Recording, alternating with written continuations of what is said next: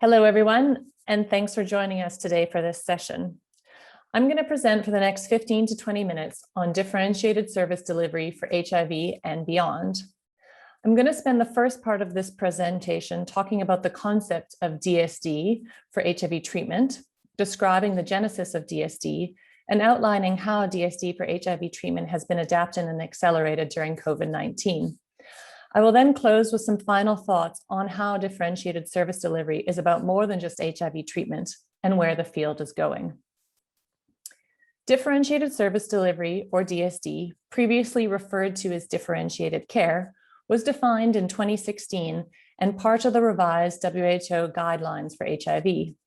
As shown here, DSD is a client-centered approach that acknowledges both the needs and expectations of various groups of people living with HIV or at risk of HIV acquisition.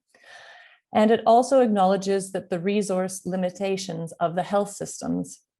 It applies across the HIV care continuum from prevention through to viral suppression, quality of life, and to improve outcomes for those with advanced HIV disease and other health conditions. Now, this is an old slide showing the scale up of antiretroviral therapy in the first 10 to 15 years of the HIV treatment access. We realized huge success in reducing morbidity and mortality among people living with HIV. And one of these successes was the rapid and exponential scale up of access to antiretroviral therapy, or ART. In the year 2000, there were less than 1 million people on this life-saving treatment.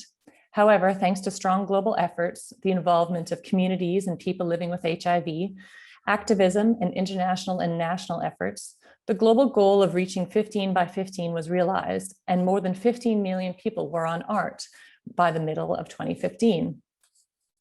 This was the first time in the history of global health that we reached a treatment target ahead of schedule. On this figure, you can see the tremendous increase in access, particularly among people living with HIV on the continent of Africa.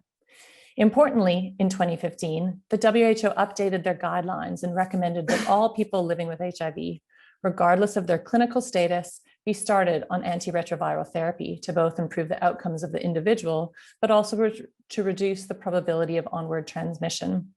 This change in guidelines meant that all people living with HIV, or 37 million people worldwide, needed to access lifelong daily therapy. You'll recall that at this stage, there were 15 million people on ART. This was a huge accomplishment, but we needed to more than double the number of people accessing treatment. Another way to think of this is that there was a huge shift and a real acknowledgement that helped us to reach the first 15 million people with antiretroviral therapy, that how we did that was not going to be the way that we were going to reach all 37 million people worldwide. And in the words of Albert Einstein, the definition of insanity is doing the same thing over and over again and expecting different results. And so we had to do things differently, and differentiated service delivery was born. So 20 years ago, HIV was very medicalized. HIV drugs were expensive and they had a lot of side effects. And people only started on antiretroviral therapy when their immune system was compromised by HIV. A small number of people were seen by doctors, often at hospitals, not even clinics, and they were seen every month. Today, many people living with an HIV are involved in the self-management of their HIV care and only see clinicians every 6 to 12 months. Much of their care and antiretroviral therapy refills happen close to home, and visits to health facilities are infrequent every 6 or 12 months. So we need to talk about how, in this context, we can support the other health needs that people living with HIV might have. Differentiated service delivery, as I said, recognizes that we need to think about the person living with HIV, think about their clinical needs and what the specific populations that they're a part of and the context in which they live. And then we can adapt services, both to meet their needs and within a public health approach. We can adapt these building blocks that are shown here. We can adjust when they receive care or how often, where they receive care. Is it in the clinic, in a community, or in their home? Who is providing the care, including peers or clinicians, and what, the package of services. Within DSD, we adjust these building blocks to create different models of DSD for HIV treatment.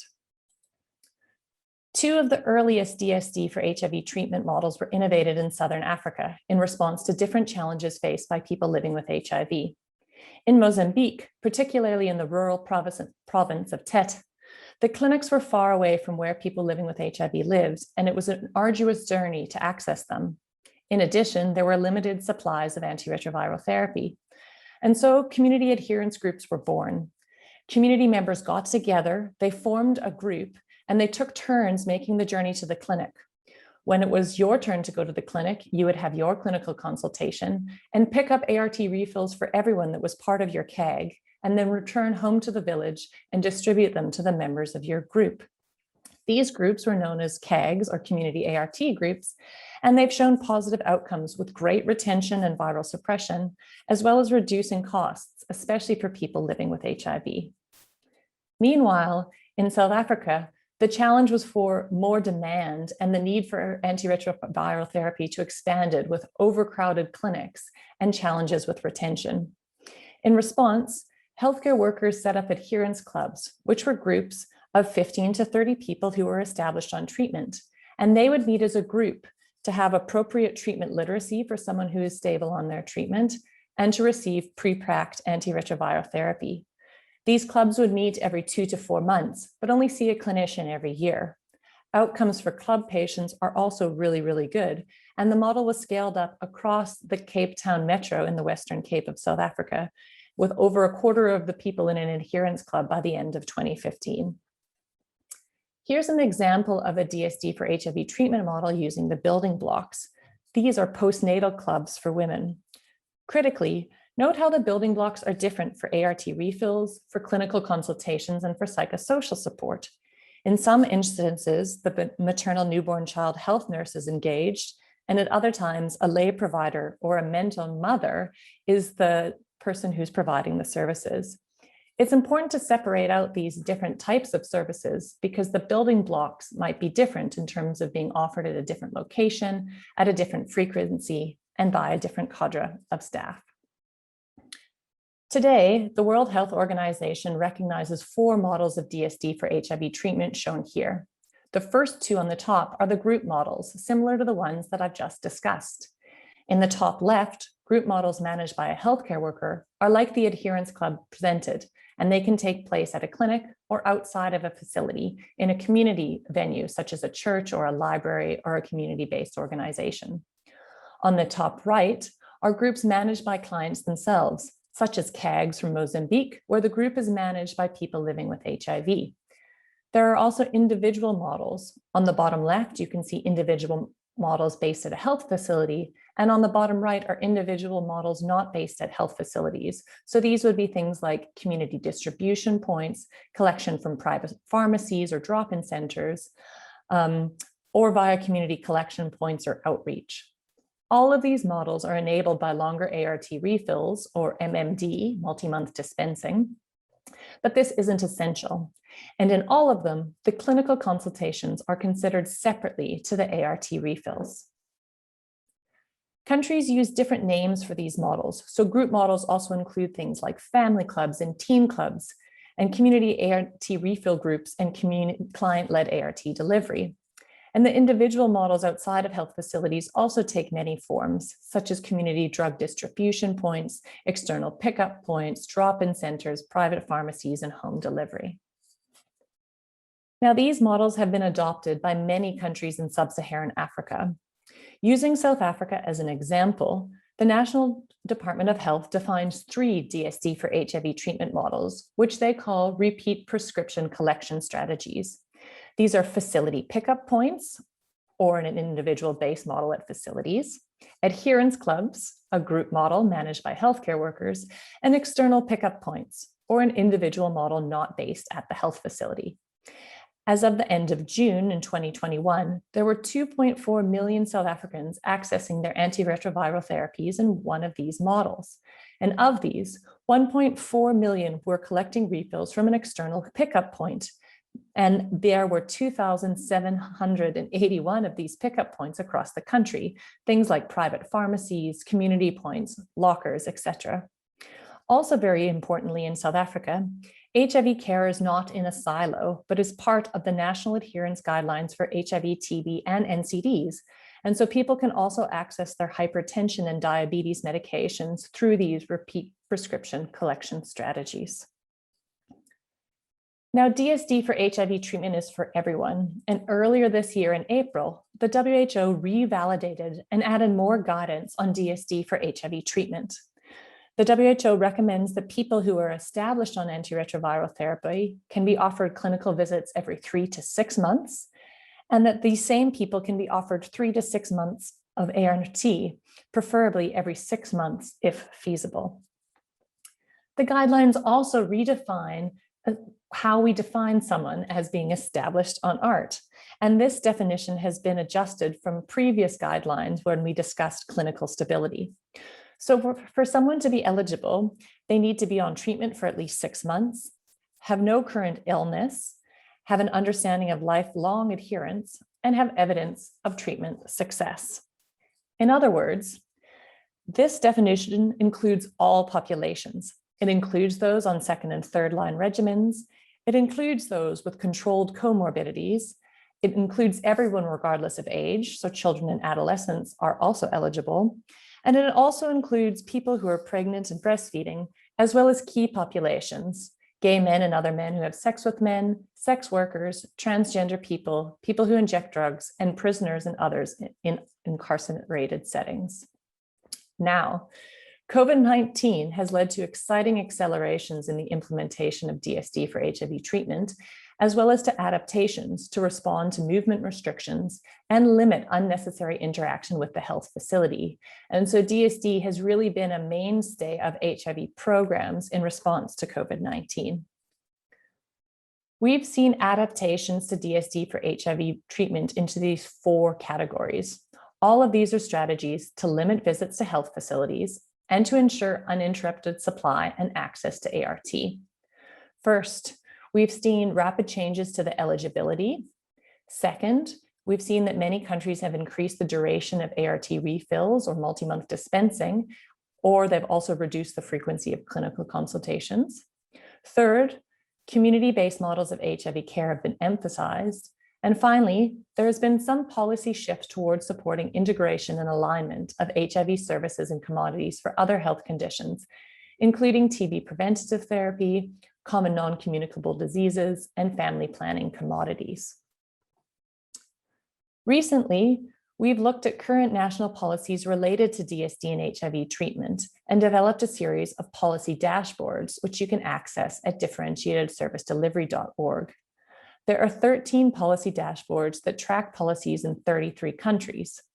In addition, these policy dashboards look at how countries made different provisions during COVID. And these dashboards focus on changes to eligibility criteria, changes to the duration of ART refill and frequency of clinical consultations, integration with other services, and on community-based models. So I'm going to talk a little bit about some of these dashboards now. So here's the first dashboard and what they all look like more or less. So in the teal ovals, what you can see are national policies looking at whether or not pregnant and breastfeeding women are eligible for DSD for HIV treatment. And the orange ovals highlight policy changes in response to COVID-19. So you'll note that the majority of countries explicitly exclude pregnant and breastfeeding women in that column on the left. But in some countries, this population is eligible once they're established on treatment before pregnancy. And in Ethiopia, you'll see that both postpartum and pregnant women are eligible for 3 months of antiretroviral therapy, a policy adaptation made in response to COVID. And here's the data from Ethiopia to show the impact of this from May to October 2020. So here you can see that the number of women receiving 3 months of ART refill is in purple, and the number receiving less than 3 months is green. And over time, the proportion increased from 68% receiving more than 3 months to 92% receiving more than 3 months. Here we look at the amount of time on ART before somebody is eligible for DSD for HIV treatment. And you'll notice how many countries changed their policy in response to COVID with all of those orange ovals on the left-hand side. So before COVID, most countries required 6 or 12 months on treatment. but in response, a lot of countries allowed multi-month dispensing right from treatment initiation. In data presented at RIAS 2021, the RIAS conference on HIV science this past July, there was data from Zambia that showed the impact of earlier initiation into these models and showed no difference or improvements for those who initiated in DSD for HIV treatment before 12 months compared to those after 12 months. And hopefully soon we'll have data on the impact of extended ART refills from ART initiation. Next, here is a dashboard that looks at the maximum duration of ART refills allowed. And so on the far right, we see 6 MMD or 6 months of treatment. And this is something that was very rare a couple of years ago and is now the national policy in a number of countries. PEPFAR partners have started reporting on the duration of ART refills. And in this analysis that's in press from 21 PEPFAR supported countries, the duration of ART refills from October 2019 to December 2020 is presented. In red are refills less than 3 months, in green refills of 3 to 5 months, and in purple 6 months of dispensing. By December 2020, 6.2 million people supported by PEPFAR, or 53% of the cohort, was receiving 3 to 5 months of treatment. And 2.5 million were receiving 6 months of treatment at a time. And so in this 15-month period, there was an increase from 49% to 75% of people receiving at least 3 months on treatment. Now, this trend towards longer ART refills is also being seen in children and adolescents, and this is really exciting because they're not being left behind. In this data presented at RIAS 2021, you can see an increase from October 2019 to a year later from 34 to 55% of children and adolescents receiving extended ART refills. And so we're glad to see children and adolescents as part of this. This shows community models that are supported in policy. And again, you'll see that a number of countries started to offer and emphasize community models in response to COVID. In Thailand, the Institute of HIV Research and Innovation, or IHRI, supports key population models of DSD through community-based organizations. And what happened during COVID is that refills were done via mail with telehealth support, and the majority of psychosocial support and viral load testing were transitioned to being in community-based organizations instead of in the hospital.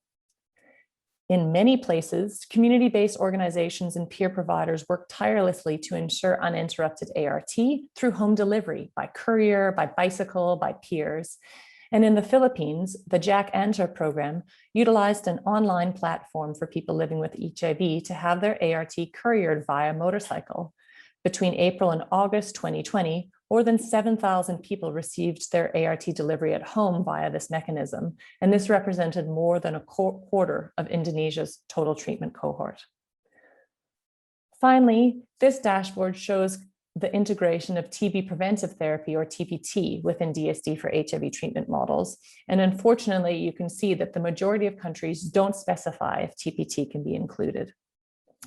My example here is in Zambia, where a pilot project worked to include 6 months of TPT within the fast-track DSD model. The pilot showed high feasibility, acceptability, and uptake, with over 90% of the people completing their 6 months of TPT in this model. And this is now national policy within Zambia. So just briefly, I want to make the point that DSD applies across the HIV care continuum, including for PrEP, so we can adapt these building blocks for PrEP as well.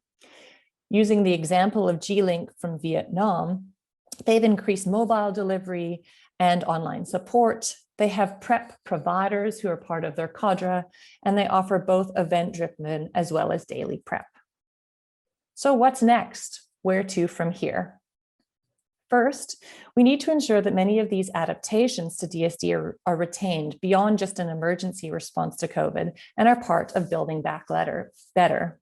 A silver lining of COVID is that countries were pushed to try new innovations, and now we should consider if these should be retained. Second, DSD is not just about HIV treatment, and it's not just about HIV. We need to transition to a more person-centered approach and support self-care for complementary health services. And this is a logical path towards sustainability. And so while some strides have been made with integration of TPT and NCDs and family planning, more needs to be done. There are minimal efficiency gains for people or the health system if they can receive their HIV care and support 6 monthly in their community, but they need to go to the facility every month or 2 for injectable contraceptives or for hypertension medications. And third, much of what I've presented today, both in terms of policy and implementation, is from sub-Saharan Africa. However, DSD for HIV has a role and potential in other contexts. And so hopefully by sharing with you, more can be done to think about how DSD can contribute to the HIV response in your context. Thank you for your time, and I look forward to your questions. Please visit differentiatedservicedelivery.org for the latest news, events, evidence, as well as tools, policies, and resources to support implementation. Thank you.